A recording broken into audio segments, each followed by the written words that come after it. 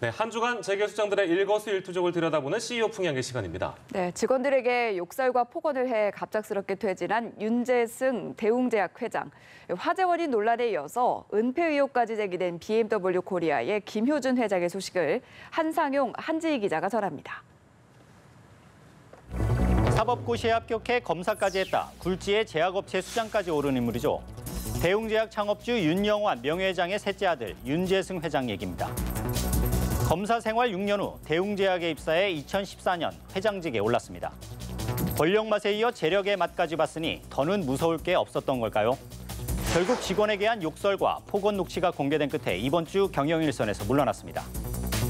하지만 그에 대한 비판은 수그러들지 않고 있습니다. 직접 사과 표명도 하지 않은 채 홍보팀을 통해 짤막한 입장문만 발표한 데다 미국으로 내빼듯 출국해 사과의 진정성도 묻어나 있지 않았기 때문입니다. 제약업계에서는 윤 회장의 욕설과 폭언은 물론 취조하는 듯한 언행이 혀를 내두를 정도로 하는데 결국 터질 게 터졌다는 반응입니다. 우루사로 쌓아올린 대웅제약의 명성에 거칠 게 없던 CEO가 큰 타격을 주고 떠났습니다. 허창수 회장이 이끄는 GS그룹도 최근 릴레이 대규모 투자 발표에 동참했습니다.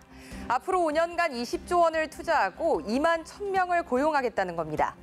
김동연 경제부총리와의 공식 회동이 없었는데도 기존보다 투자를 25% 넘게 늘린 규모라고 하는데요. 전국경제인연합회 수장도 함께 맡고 있는 만큼 대내외에 뭔가 보여줘야 하는 부담도 작용했을 것으로 보입니다. 투자는 GS의 3대 핵심 사업에 집중됐습니다. 우선 석유화학시설과 친환경 복합발전소, 해외 자원개발 투자 등 에너지 부분에 가장 많은 14조 원이 투입됩니다. 편의점과 홈쇼핑을 포함한 유통 분야의 4조 원, 건설과 서비스 등의 2조 원이 각각 집행됩니다.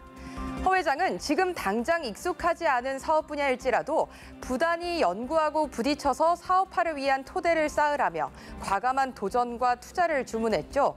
앞으로의 투자가 어떤 사업 성과로 나타날지 주목됩니다. 김효준 BMW 코리아 회장이 또다시 허리 굽혀 사과했습니다. 이번엔 국회 공청회 자리에서입니다. 불안과 심려를 끼쳤기 때문이라는 이유를 댔는데요. 하지만 BMW 차량의 이딴 화재 원인을 두고 책임을 떠넘기는 듯한 모습에 문매도 맞았습니다. 차량 자체의 결함을 인정하냐는 의원들 질의에 기술자가 아니어서 잘 모르겠다거나 본사에 자료가 있다는 취지의 답변만 되풀이했기 때문입니다.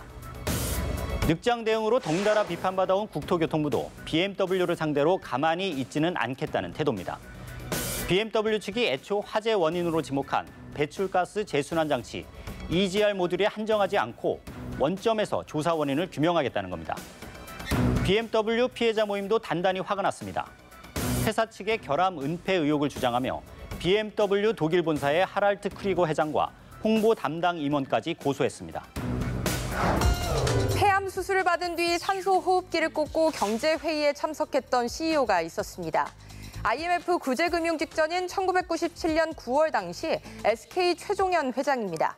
그 다음에 별세한 최 전 회장이 며칠 전 홀로그램으로 재연됐습니다. SK 선대 회장의 20주기 추모 행사 때 그래픽과 사진의 합성으로 실제 살아있는 인물인 것처럼 구현된 겁니다. 최 전 회장은 인재 육성에 남다른 의욕을 보였던 CEO로 유명했는데요. 1974년 사재를 털어 설립한 한국고등교육재단은 1등국이 되기 위해선 세계적 수준의 학자들을 많이 배출해야 한다는 뜻에 따라 지난 44년 동안 747명의 해외 명문대 박사를 배출했습니다. 최 전 회장은 홀로그램 영상에서 선경 시절부터 글로벌 기업 SK가 되기까지 청춘을 바쳐 국가와 회사만을 위해 달려와준 SK 식구들이 정말 수고가 많았다고 인사를 건넸습니다. 그의 아들인 최태원 현 SK 회장도 아버지처럼 인재 육성의 뜻을 계속해서 이어갔으면 하는 바람입니다. 태풍 쏠리기 한반도에 상륙하기 전 비상태세에 돌입했지만 조용히 지나갔죠.